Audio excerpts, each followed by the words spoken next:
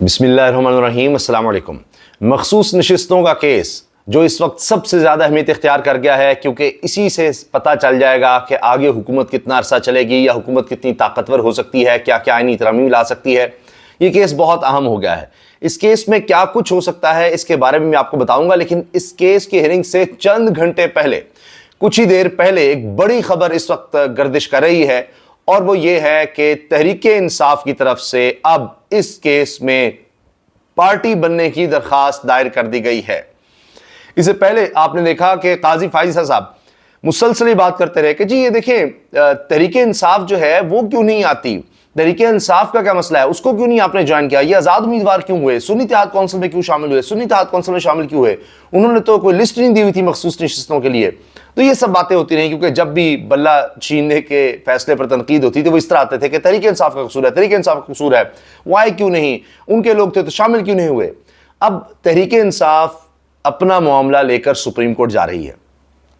اس سے پہلے شاید تحریک انصاف کی کوشش تھی کہ جی سنی اتحاد کونسل کو مخصوص نشستیں مل جائیں، کیونکہ آزاد امیدوار یعنی تحریک انصاف کے جتنے لوگ تھے وہ سنی اتحاد کونسل میں چلے گئے ہیں۔ لیکن اب یہ بڑا زبردست کارڈ کھیلا ہے تحریک انصاف نے۔ اس کی وجہ یہ ہے کہ اب ایک تو یہ جو قاضی صاحب بار بار کہہ رہے تھے تحریک انصاف کیوں نہیں آتی، تحریک انصاف آ گئی۔ اب اگر وہ تحریک انصاف کو نشستیں نہیں دیتے تو کم از کم یہ ہو جائے گا جی ہم تو گئے تھے پھر بھی ہمیں مخصوص نشستیں نہیں ملی۔ پھر اس میں یہ کہا ہے تحریک انصاف نے کہ جی الیکشن کمیشن کی طرف سے مسلسل غلط بیانی کی گئی ہمارے حوالے سے، مسلسل غلط بیانی، کیونکہ الیکشن کمیشن نے تو ان کو الیکشن ہی نہیں لڑنے دیا تحریک انصاف کو کہ جی آپ سے بلے کا نشان چھین لیا گیا، لہٰذا پارٹی ہی نہیں رہے، آپ کی کوئی لسٹیں نہیں مانی جائیں گی۔ مخصوص نشستوں کے حوالے سے آپ نے پہلی لسٹیں دینی ہوتی ہیں کہ جی ہم الیکشن میں جیتے ہیں تو ہماری طرف سے یہ لوگ ہوں گے مخصوص نشستوں کے لیے، خواتین میں یہ ہوں گے، اقلیتوں میں یہ لوگ ہوں گے۔ تو وہ جی لسٹ ہی نہیں مانی ان کی، تو ان کو تو پارٹی نہیں مانا الیکشن کمیشن نے۔ اب الیکشن کمیشن نے جو کچھ تحریک انصاف کے ساتھ کیا، یا سپریم کورٹ کی طرف سے جو بلے کا نشان چھیننے کا فیصلہ آیا، اس کا نقصان یا اس کی سزا مزید تحریک انصاف کو کیسے دی جائے۔ تو لہٰذا یہ جو درخواست آ رہی ہے، ایک تو یہ بڑا زبردست کارڈ کھیلا گیا ہے، اور اب دیکھتے ہیں کہ آگے کیا ہوتا ہے۔ اگر قاضی صاحب تو اس موڈ میں نہیں ہوں گے کہ یہ درخواست سنیں، لیکن پہلے وہ کہتے رہے جی تحریک انصاف نہیں آئی، تحریک انصاف میں کیوں نہیں گئے، تو اب ان کی بات بھی نہ سنیں تو یہ بھی ایک اور بات ہو، کیونکہ یہ سب لوگ نوٹ کر رہے ہیں۔ یہ قاضی فائزہ صاحب اپنے ہی ججز کے خلاف نظر آ رہے ہیں کہ جب لگتا ہے کہ الیکشن کمیشن کا وکیل بول رہا ہے، یا جو اتحادی جماعتیں، حکومتی جماعتیں ہیں جن کو یہ دے دی گئی جناب، ایسے جیسے خیرات کا مال تھا تو جی ان کو دے دو جی، اور جو ان کے حصے کی نہیں تھی وہ بھی ان کو دے دی گئی، تو وہ مخصوص نشستیں جب دی گئی ہیں تو جب وہ وکیل بات کر رہے ہوتے ہیں تو ان کے لیے بالکل اور رویہ ہوتا ہے، یا ان کو کوئی ٹوکتا ہے، کوئی سخت سوال کوئی جج کرتا ہے تو قاضی فائزہ صاحب ریسکیو کرنے آ جاتے ہیں۔ یہ سب چیزیں نوٹ ہو رہی ہیں، مگر کیا قاضی فائزہ صاحب اس حکومت کو بچا سکیں گے؟ عدیل سرفراز صاحب سینئر صحافی ہیں، انہوں نے بڑی زبردست بات کی، انہوں نے کہا جی پتہ نہیں کیا فیصلہ آتا ہے، مگر ایک بیچ کا فیصلہ بھی ہو سکتا ہے، اور یہ ہے کہ یہ جو مخصوص نشستیں ہیں جن کا جھگڑا ہے، یعنی جو بنتی تو سنی اتحاد کونسل یا تحریک انصاف کے حصے کی ہیں، جتنی انہوں نے سیٹیں جیتی ہیں آزاد امیدواروں کے لحاظ سے بھی، تو وہ پھر سیٹیں جو حکومتی جماعتوں کو دے دی گئیں اٹھا کر ان کی 2/3 اکثریت بنوانی تھی، وہ پھر کسی کو بھی نہ ملیں، یعنی حکومت کو بھی نہ ملیں اور تحریک انصاف کو بھی نہ ملیں۔ مگر اس صورت میں ہوگا یہ کہ 2/3 اکثریت پھر بھی حکومت کھو دے گی، اس کو نہیں ملے گی 2/3 اکثریت، اور پھر وہ جو آئینی ترامیم کرنا چاہتے ہیں جس میں وہ ججز کو ایکسٹینشن، قاضی فائزہ صاحب کو ایکسٹینشن، یا ججز کے حوالے سے یہ کہ جی جس جج کو چاہیں جہاں مرضی ہم کر دیں، جس طرح پولیس کی ٹرانسفر کرتے ہیں، یہ 6 ججز والا جو معاملہ ہے یہ، پھر اس کے علاوہ بہت سے پلان ہیں سول لبرٹیز کا، میڈیا کو کنٹرول کرنے کا، یعنی وہ ایک بالکل آپ دیکھیں کوئی ڈکٹیٹرشپ سے بھی آگے کی چیزیں یہ حکومت کرنا چاہتی ہے 2/3 اکثریت سے، یا ان سے کروائی جائیں گی، تو وہ پھر نہیں ہو سکے گا۔ یہ تو ایک بڑی واضح چیز ہے۔ تو ایک تو یہ بڑی اہم ڈیولپمنٹ ہوئی ہے جو آپ سے شیئر کرنا ضروری تھا۔ دوسرا، عدت کیس میں جو اس وقت درخواست ہے سزا معطلی کی، اس کا فیصلہ آنا ہے، اس میں چند گھنٹے باقی ہیں۔ اس میں کیا ہوگا؟ دیکھیے ہائی کورٹ کی طرف سے، اسلام آباد ہائی کورٹ کی طرف سے کہا گیا کہ 1 مہینے کے اندر اس کا فیصلہ کریں عدت کیس کا، کیونکہ پہلے بھی یہ کافی عرصہ چلتا رہا۔ پہلے جب سزا سنانی تھی پھر تو دن رات کر کے فوراً فیصلہ سنا دیا گیا، پھر اپیل میں وہی ڈیلنگ ٹیکٹکس ہوتے رہے، خبر مانیکا کی طرف سے، ان کے وکیل کی طرف سے، پھر آخری دن جس دن فیصلہ سنانا تھا اس دن جج صاحب بھی بھاگ نکلے۔ تو اب دوبارہ یہ کیا کام ڈیلے ہوگا؟ نہیں، 1 مہینے کے اندر فیصلہ سنانا ہے، 10 دن کے اندر سزا معطلی، یعنی جب تک فیصلہ نہیں ہوتا یہ ایک سہولت ملتی ہے ایک ملزم کو کہ بھائی خواہ مخواہ وہ کیوں جیل میں رہے، کہ کیس اگر لمبا چلتا ہے پہلے آپ سزا معطل تو کر دیں، اگر نظر آتا ہے کہ جی پتہ نہیں سزا برقرار رہے گی نہیں رہے گی تو کم از کم وہ مزید سزا تو نہ بھگتے۔ فرض کیجئے کہ مہینے بعد فیصلہ آتا ہے کہ جی عمران خان صاحب پر یہ جرم ثابت نہیں ہوتا، تو وہ جو اتنا عرصہ وہ جیل میں رہیں گے، ان کی اہلیہ رہیں گی، تو اس کا کون خمیازہ بھگتے گا؟ تو اس کا کون ذمہ دار ہوگا؟ تو لہٰذا اس لیے کسی ملزم کو اس کی سزا معطل کر کے، جب تک کہ پھر فائنل ڈیسیجن نہیں آ جاتا، اس کی سزا معطل کر کے اس کو رہا کیا جاتا ہے۔ تو عدت کیس میں یہ نظر آ رہا ہے، جس طرح سے کیس چلا اب تک، سب چیزیں آپ کے سامنے ہیں، اس پر کوئی بات بھی نہیں کرنا چاہتا حکومت میں سے بھی۔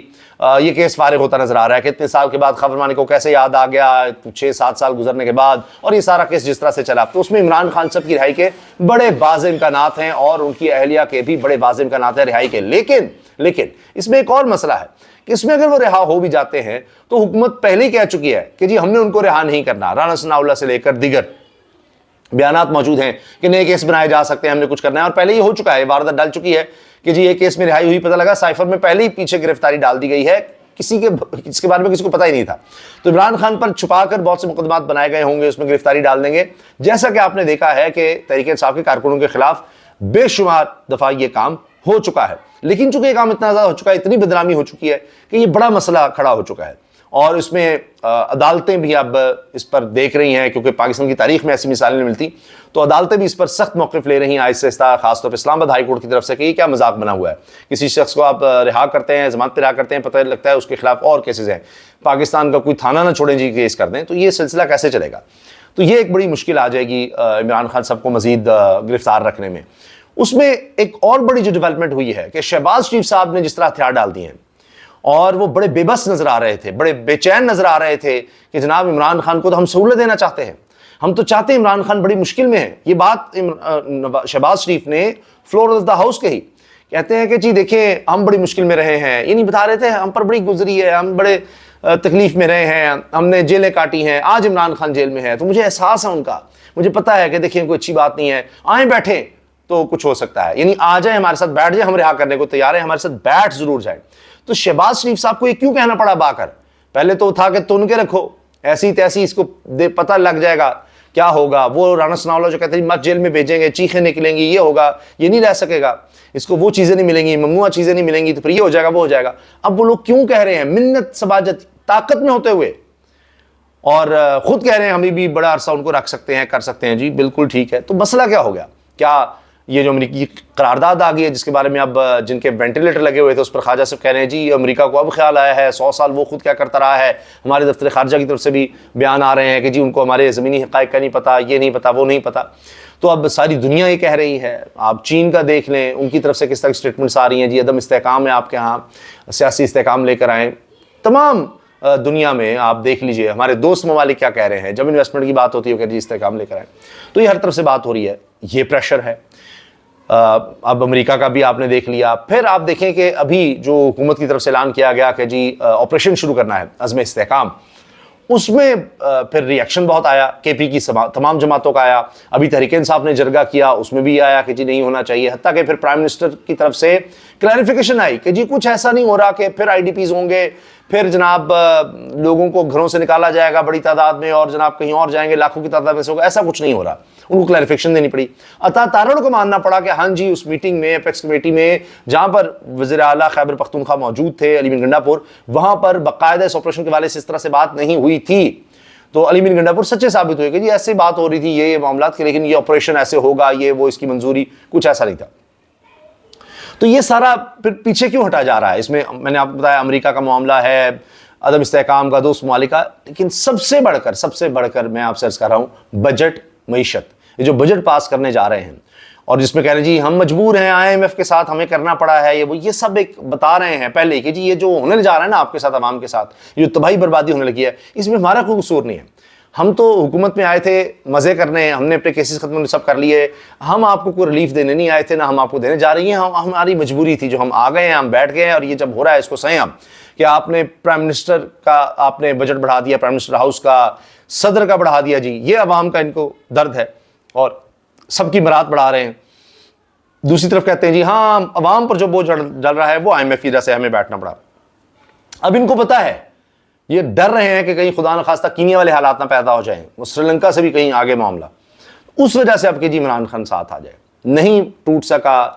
سب کچھ کر کے دیکھ لیا، جو لوگ توڑے تھے وہ واپسی کی راہیں دیکھ رہے ہیں، فواد چودھری ہوں، دیگر لوگ ہوں، تو کہانی تو اب وہ بن نہیں رہی۔ اس لیے جناب اب یہ ہوا ہے کہ جی کس طرح عمران خان ہمارے ساتھ بیٹھ جائے. ہم تیار ہیں, ہم سب کچھ کرنے کو تیار ہیں, رہائی بھی ہو جائے گی, سارے معاملات بھی ہو جائیں گے. اس پہ تو رانا ثناء اللہ قسمیں کھا چکے ہیں کہ جی یہ تو کوئی معاملہ ہی نہیں, آ کر بیٹھیں تو صحیح. تو اس لیے اب انہوں نے ہتھیار ڈالے ہیں کہ ان کے ہاتھ سے کنٹرول نکل چکا ہے, معاملات ان کے ہاتھ سے نکل گئے ہیں. خیبر پختونخوا میں آپ نے دیکھ لیا ساری جماعتیں ہی ایک طرف کھڑی نظر آتی ہیں, چاہے وہ جماعت اسلامی, عوامی نیشنل پارٹی, مولانا فضل الرحمان صاحب ہوں, انہوں نے تو یہاں تک سخت اسٹیٹمنٹ دے دی ہے کہ جی جو بھی مسائل ہیں اسٹیبلشمنٹ بس نکل جائے, سائڈ پر ہو جائے, خود ہی حالات ٹھیک ہو جائیں گے. وہ تو یہاں تک چلے گئے ہوئے ہیں.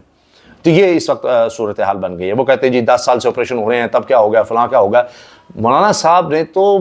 گیم کہیں اور ہی اٹھا کر رکھی ہوئی ہے,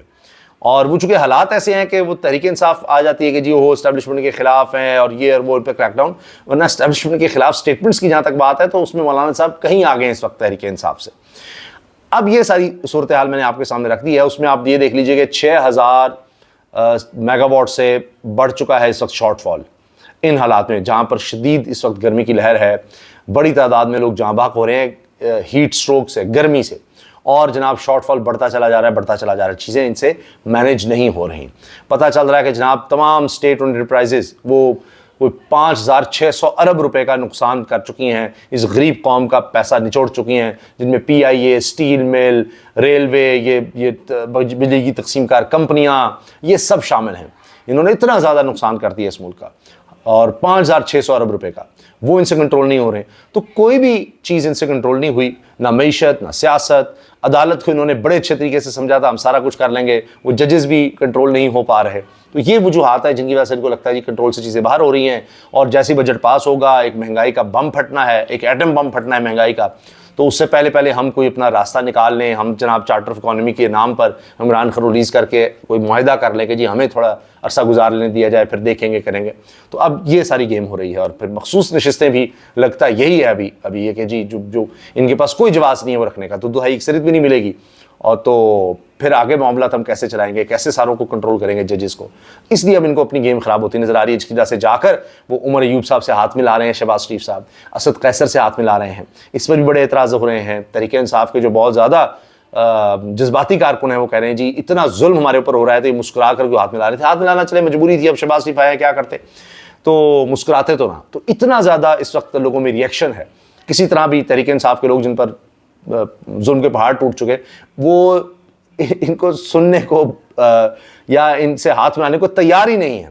اور اس لیے عمران خان کے لیے بھی اب مشکل ہو چکا ہے, جس لیول پر بات چلی گئی ہے کہ جی وہ ان کے ساتھ بیٹھ کر کوئی بات چیت کی جائے, یا یہ کہا جائے جی میری رہائی کے بدلے آپ کو ہم کچھ ٹائم دے دیتے ہیں, یہ کر دیتے ہیں, وہ کر دیتے ہیں, وہ بھی ہمیں اس وقت مشکل نظر آ رہا ہے. اجازت دیجیے, اللہ حافظ.